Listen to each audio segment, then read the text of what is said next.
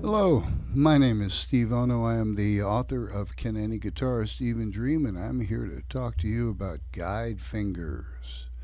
Fingers that slide. If I'm playing an A chord, which we've covered earlier, I've got my third finger on the second string at second fret, first finger or second finger and first finger following that, also at second fret on the third and fourth strings. I'm going to hit my 5 strings. Okay. Then I'm going to lift the 1 and the 2.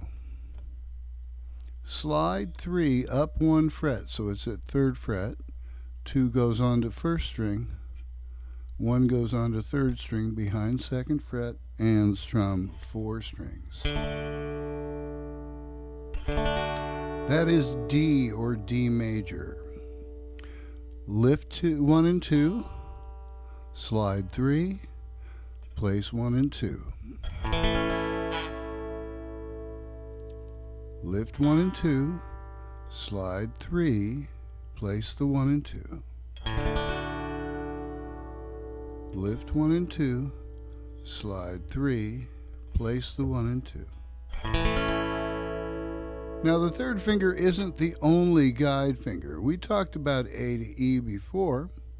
That's where you lift your first finger, hop 2 and 3 over 2 strings, and place the first finger on the third string, first fret.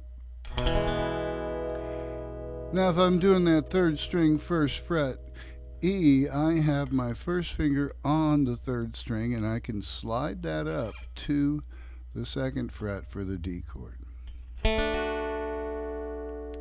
So if I'm on an E, I lift 2 and 3, I slide 1 to the second fret, then 2 goes into the corner onto first string, and 3 goes onto the point of the triangle. Here's my D. Lift 2, 3, slide 1, place 2 and 3. All 6 strings on the strum for an E. Lift 2, 3, slide 1, place 2 and 3. Strum 4 strings. Lift, slide, place. Another plan of movement here. Guide fingers.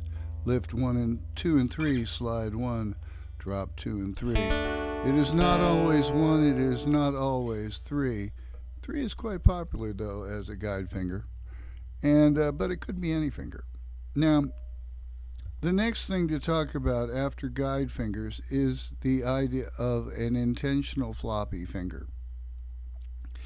One of the things that I try to get people not to do is to let their fingers fall over and just flop across, unless we want to.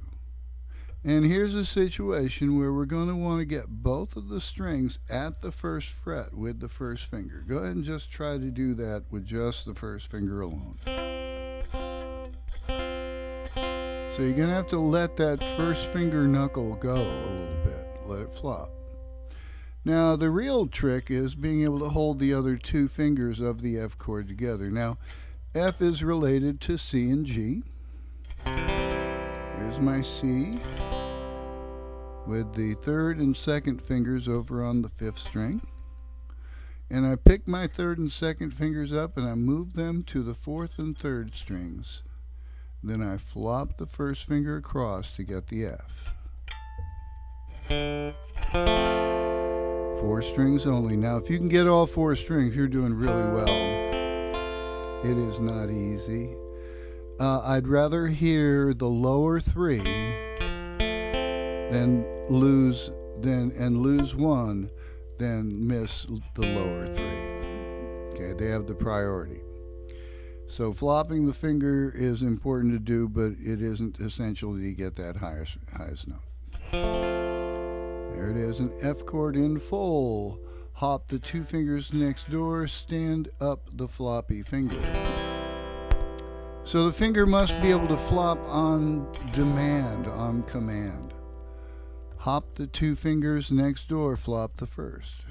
4 strings, strum. Hop the 2 fingers next door, stand the first finger up, and strum. Hop 2 and 3, flop 1. Hop 2 and 3, flop, stand 1 up. Don't flop it, stand it up.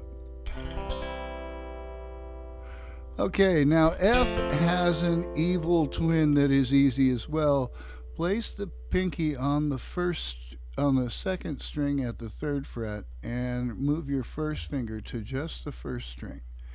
Now lift the 3rd finger off just a little bit, and that is a D minor. Now if you place your 3rd finger back on the 3rd fret of the 4th string, you get that F bass note back. And this is where we run into the first of our slash chords, a D minor slash F. If the D minor is too hard to play with lifting that 3rd finger, some people have a real problem with it, just leave it there with the pinky and play the 4 strings. It'll be fine. It's still D minor. Okay?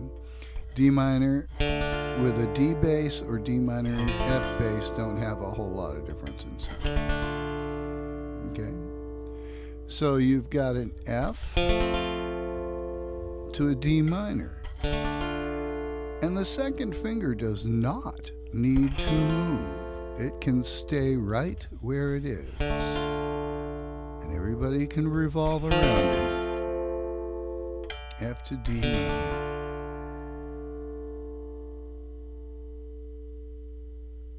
Welcome to floppy fingers and guide fingers. 2 more plans of movement.